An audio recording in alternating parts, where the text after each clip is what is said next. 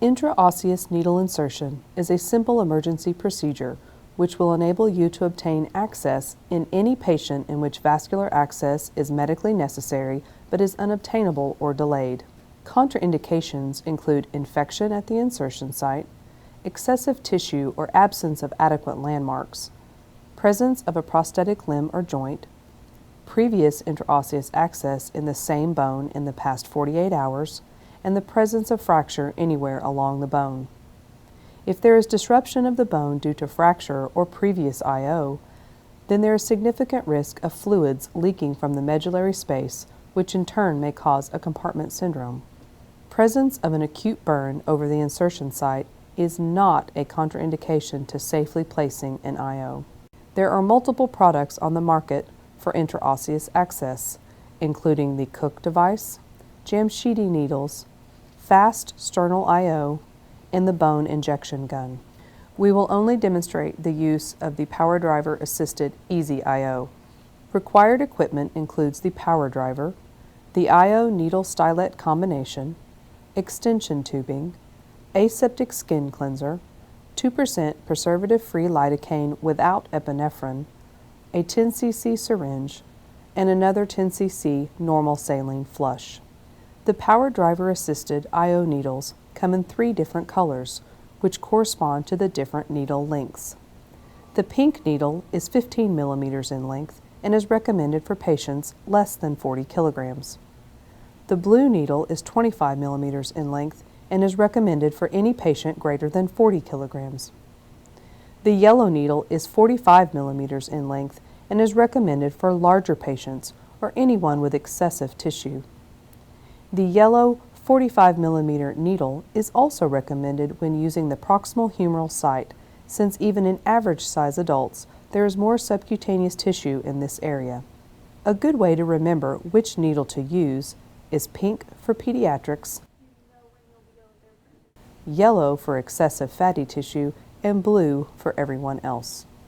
Intraosseous lines are most commonly placed in the proximal tibia, the distal tibia, and the proximal humerus due to easily identifiable landmarks and less overlying tissue. The distal femur, sternum, iliac wing, clavicle, and radius have been described in the literature but are less commonly used due to excessive overlying tissue or issues with accessibility. The commercially available power driver assisted IO is FDA approved for use on the proximal and distal tibia in adults and children. However, the proximal humeral site is only approved for adults. When placing a proximal tibia IO, the target is the flat portion of bone just medial to the tibial tuberosity. The patient's leg can be flat on the bed, or you may place a towel roll under the knee. Find the patella and move distally until you feel a bony prominence. This is the tibial tuberosity. Go 1 finger breath medially, and this is your target. One way to remember to go medial is to say big toe IO. If you are unable to feel the flat portion of bone or are uncertain of the landmarks, then attempt another site. When placing a distal tibia IO, your target is just proximal to the medial malleolus. Again, a way to remember to go medial is to say big toe IO. Slightly externally rotate the leg. Place your ring finger on the medial malleolus and then place middle and index fingers down. This flat surface of the distal tibia is your target. When placing a humeral IO, the target is the greater tubercle of the humerus, so you should position the patient for maximal humeral head exposure. First, tuck the elbow back and to the patient's side, and then place the hand near the umbilicus. This internal rotation brings the greater tubercle anteriorly and moves the bicipital groove out of the way. Palpate the midshaft humerus and walk up proximally until you feel a bony protrusion. If you also touch the shoulder with the heel of your hand, the bony protrusion you feel is the greater tubercle.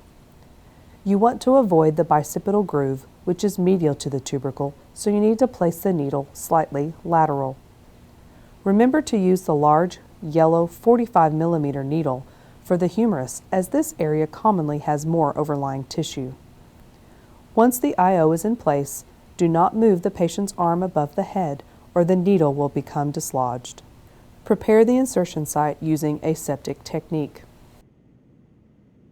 Attach the magnetized needle to the power driver. Twist to remove the cap. Find your landmarks and insert the needle into the skin at a 90-degree angle and advance until you feel bone. At this point, a portion of the needle should still be visible. If not, use a longer needle. Now squeeze the trigger and apply gentle, steady pressure. Excessive force is unnecessary. Release the trigger when a sudden give or pop is felt, indicating entry into the medullary space.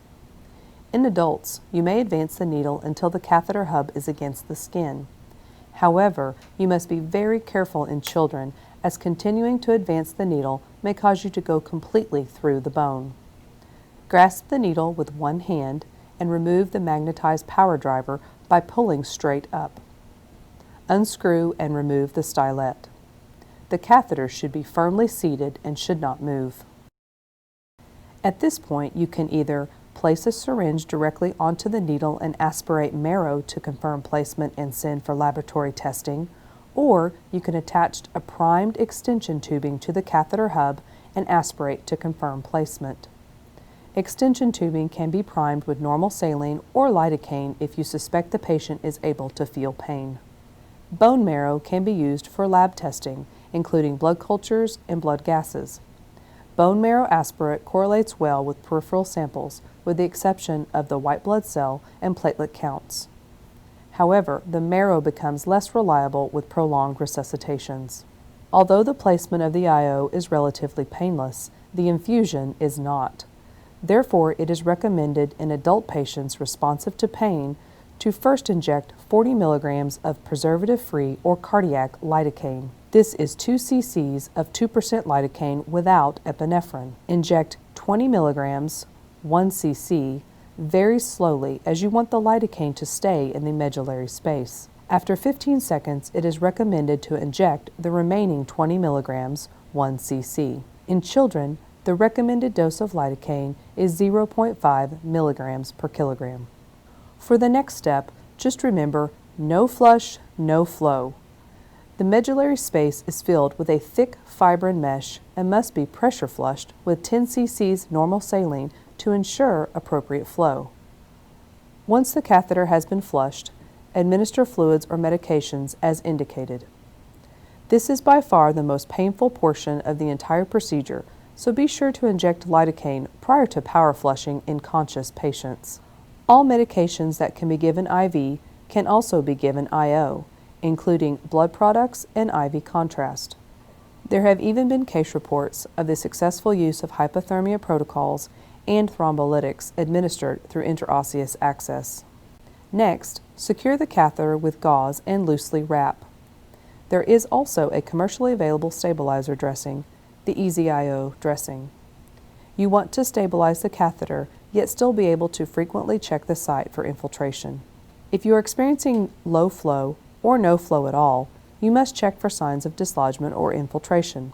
If none is suspected, the 10 cc normal saline power flush may be repeated as needed. A pressure bag or infusion pump may improve flow rates.